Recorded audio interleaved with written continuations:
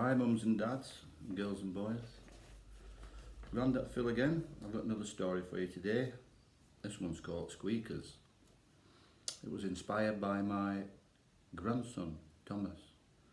I picked him up from school one day and he walked out of the class with a painting with a big brown blob on it.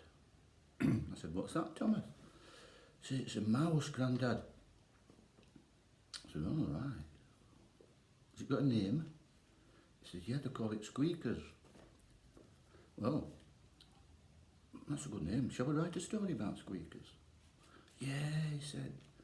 Well, it coincided with a story competition at Christmas time up at the local library, and it got to be over 5 and it got to be under 500 words, and we were out on both counts because he was 4 3/4 and it went to 526. Anyway, I hope you like it.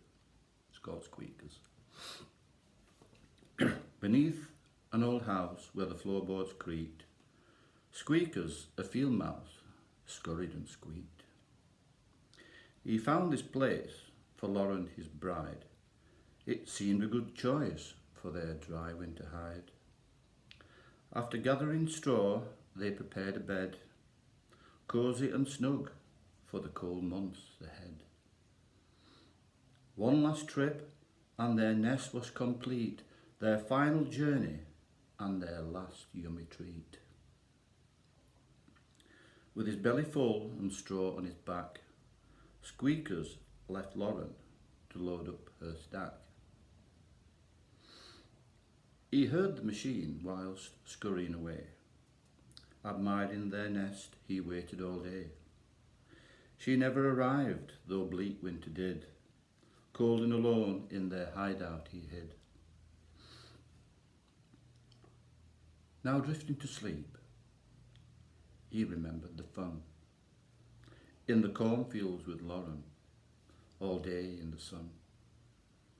Climbing thin stalks to the corn seed they fed, and stocking their home for the winter ahead. That summer with Lauren, she was faster than Squeakers, always first to the top in her trendy pink sneakers. Startled, his sleep was disturbed by a squeak, or was it those floorboards above his head creak? Squeak, squeak, again. Was it just in his sleep? He reluctantly opened one eye for a peep. It was dark and cold. Had winter passed by? Rubbing some crusty bits from one tired eye. Yawning, he stirred in the nice comfy bed. "Squeakers!" "It's Lauren," a familiar voice said. "Lauren, it's you," he bolted up with surprise. "I can't get in, I'm so oversized." Recognising her by those trendy pink sneakers, but not Lauren the field mouse. "You are big," remarked Squeakers. "The harvester," she explained, "tossed me spinning airborne, though I landed gently on the trailer of corn. The load, it was emptied where the corn is dried.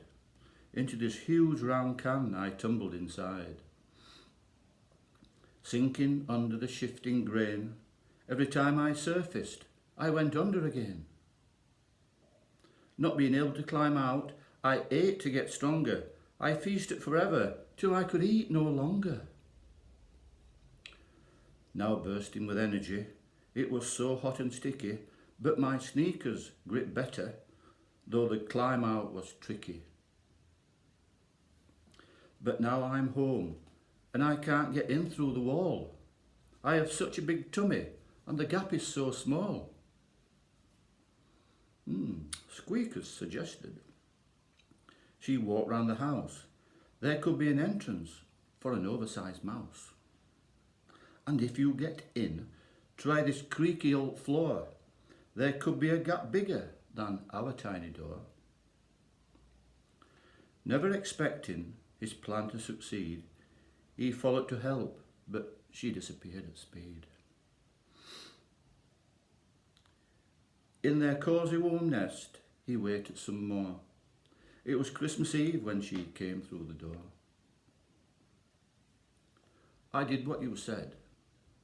I circled the house and soon encountered the oversized mouse. I foolishly fell for its menacing trap.